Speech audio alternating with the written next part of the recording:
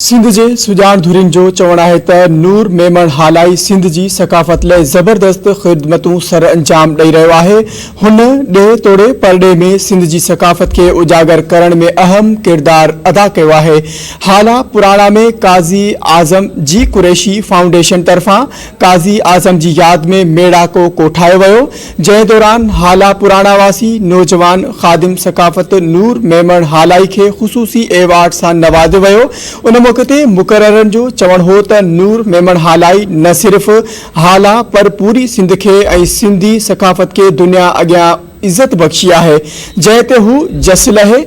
हुननि चयो त सिंधी सकाफ़त जी ख़िदमत करण ते खेसि सलाम पेश कजे थो ऐं उम्मीद कजे थी त हू साॻी रीत धरती माउ ऐं उन जी सकाफ़त जी ख़िदमत कंदो रहंदो।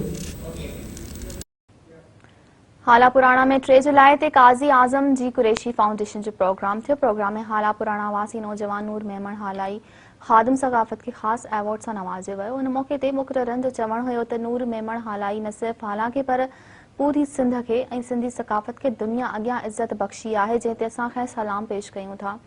मुक़ररनि चयो त उम्मीद कयूं था त हू ईअं ई धरतीअ माउ जी ख़िदमत कंदो रहंदो। हाला पुराणा में काज़ी आज़म जे कुरैशी फाउंडेशन तरफां वर्सी जो प्रोग्राम थियो, जंहिंमें हाला पुराणा वासी नौजवान नूर मेमण हालाई ख़ादिम सकाफ़त के ख़ास एवार्ड सां नवाज़ियो वियो। उन मौके ते मुक़ररनि जो चवण हो त नूर मेमण हालाई न सिर्फ़ हाला खे पर पूरी सिंध के ऐं सिंधी सकाफ़त के दुनिया अॻियां इज़त बख़्शी आहे। संदन चवण हो त उम्मीद कयूं था त नूर मेमण हालाई ईअं ई धरतीअ माउ जी ख़िदमत कंदो रहंदो।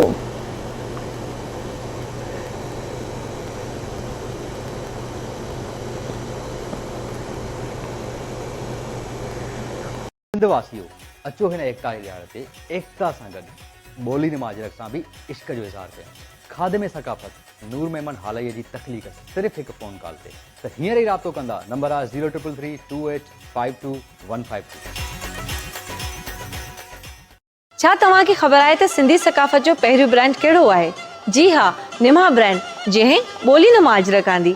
छा तव्हां खे ख़बर आहे त सिंधी सकाफ़त जो पहिरियों ब्रांड कहिड़ो आहे? जी हा, निमा ब्रांड, जंहिं बादशाह नुमा अजरक आंदी। छा अव्हां खे ख़बर आहे त सिंधी सकाफ़त जो पहिरियों ब्रांड कंहिं आंदो? जी हा, निमा ब्रांड, जिन इंडस नुमा अजरक आणे सिंधी सकाफ़त जो पैगाम पूरी दुनिया में पहुंचायो। दुनिया में सिंधी सकाफ़त जो पहिरियों ब्रांड निमा ब्रांड नूर मेमण हालाई। वधीक राब्ते लाइ हिन नंबर ते कॉल कंदा 033328525152। सिंधी सकाफ़त जो नालो हुजे ऐं नूर मेमण हालाई जो नालो न हुजे, इहो त मुमकिन ई न आहे। दुनिया में सिंधी सकाफ़त जो पहिरियों ब्रांड नम्हा नूर मेमण हालाई ख़ादिम सकाफ़त पंहिंजनि खे सपोर्ट कयो ऐं सकाफ़त खे प्रोमोट कयो।